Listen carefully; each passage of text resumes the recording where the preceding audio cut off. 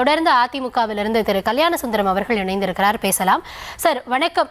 தேர்தல் நெருக்கத்துல பாஜக தாங்கள் ஆளக்கூடிய இல்ல அடுத்ததாக ஆட்சிக்கு வர விரும்பும் மாநிலங்கள்ல இது போன்ற செய்கைகளை செஞ்சுதான் ஆட்சிக்கு வராங்க. ஒரு இண்டிபெண்டன்ட் பாடிஸை வச்சு மிரட்டுறது எந்த வகையில நியாயம்? ஏன் தேர்தல் நெருக்கத்துல பண்றாங்க? இதுக்கு முன்னாடி ஊழல் நடந்தது தெரியாதா? அப்படியே இருந்தாலும் அது மக்கள் மத்தியில எடுபடுமா? இது போன்ற பல கேள்விகளை இந்த ஊழல் புகார்கள் மீது அடுக்கிறாங்க. இதற்கு உங்கள் தரப்பு பதில் என்ன? வணக்கம் மேடம். அதாவது இது தேர்தல் நேரத்துலதான் இந்த ஊழல் சம்பந்தமான குற்றச்சாட்டுகளே வருது அப்படின்னு சொன்னா இவங்க இந்த மாதிரி ஒரு குற்றச்சாட்டை வைக்கலாம். நீங்க தேர்தல் வந்தங்காட்டி ஊழல் குற்றச்சாட்டு வைக்கிறீங்கன்னு. ஆனால் அப்படி அல்ல. தொடர்ச்சியாக இவர்கள் செய்த ஊழல்கள் வெளிவந்து கொண்டே இருக்கிறது. அதற்கான விசாரணைகள் தொடர்ந்து நடைபெற்று கொண்டிருக்கிறது. அந்த விசாரணைகளிலே இவங்க மீண்டும் மீண்டும் குற்றஞ்சாட்டப்பட்டு இவர்கள் மீதான வழக்குகள் விசாரணையில தான் இருந்துட்டு இருக்கு.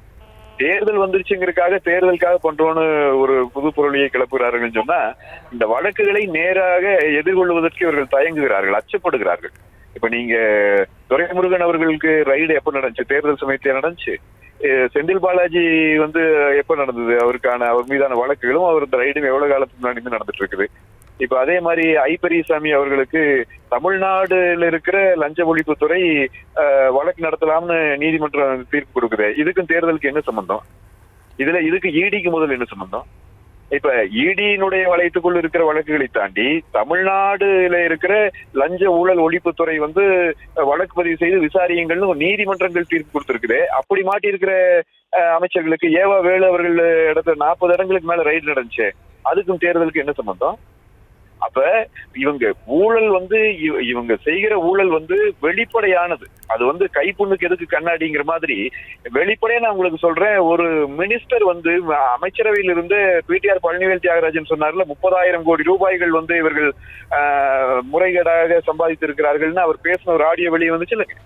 அதன் மீது எடுக்கப்பட்ட நடவடிக்கை என்ன? தமிழ்நாடு அரசு நடவடிக்கை எடுத்திருக்கணும்ல. அப்ப தமிழ்நாடு அரசு அவர்களுடைய அமைச்சர்களை திமுக காப்பாற்றிக் கொண்டே இருக்கும் என்று சொன்னால் அதையும் மத்திய அரசிலுமே இடி போன்ற இடி எதுக்கு இருக்குது? முதல்ல இடி இருக்கிறது அவங்களோட வேலையே இதுதானே. மக்கள் பணத்தை முறைகேடாக கொள்ளையடிக்கிற இவர்களை விசாரிப்பதும் இவர்களுக்கு தண்டனை பெற்று தருவதும் தானே அவங்க வேலை. உன்முடி அவர்களுக்கு தீர்ப்பு சொல்லிச்ச நீதிமன்றம் அதுவும் இந்த தேர்தலுக்காக சொல்லப்பட்ட தீர்ப்பா?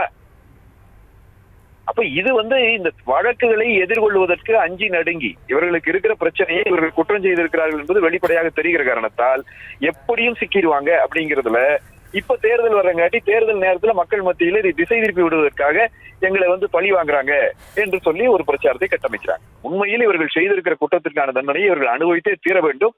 அதற்கான நடவடிக்கைகள் தான் இப்ப எடுத்துட்டு இருக்கிறாங்கன்னு தான் நான் பாக்குறேன்.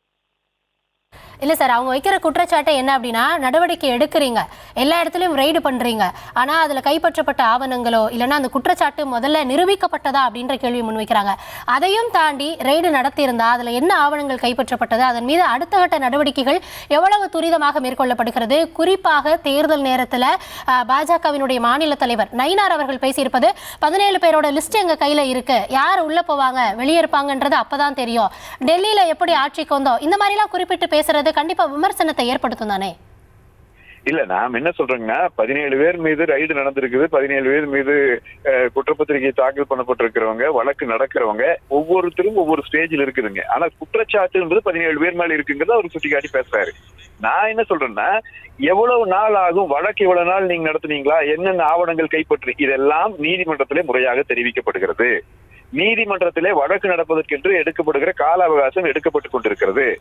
அதுல அதை சொல்லி என்ன புரியும்? அப்ப அதே கேள்வி நாங்க திருப்பி இப்படி கேட்கலாம்ல. நீங்க இங்க தமிழ்நாடு லஞ்ச ஊழல் ஒழிப்புத்துறையை வச்சு இதே முதலமைச்சர் அண்ணா திராவிட முன்னேற்ற கழகத்தின் முன்னாள் அமைச்சர்கள் வீடுகள்ல ரைடு பண்ணீங்க. ஒரே அமைச்சருக்கு 3 தடவை ரைடு எல்லாம் போட்டீங்க. எதையுமே கைப்பற்றவே இல்லையே. நீங்க எந்த வழக்கும் போடலையே. குற்றப்பத்திரிகையும் கூட பல வழக்குகள்ல தாக்கல் பண்ணலையே. வெறும் மிரட்டக்காகத்தானே இந்த வேலையை நீங்க செஞ்சுட்டு இருந்தீங்க. இப்ப தேர்தல் வருகிற போது பத்திரிகையாளர்கள் வரை உங்கள் போலீஸை வச்சு வீட்டை உடைச்சு போய் கைது பண்ணிட்டு வர்றீங்க.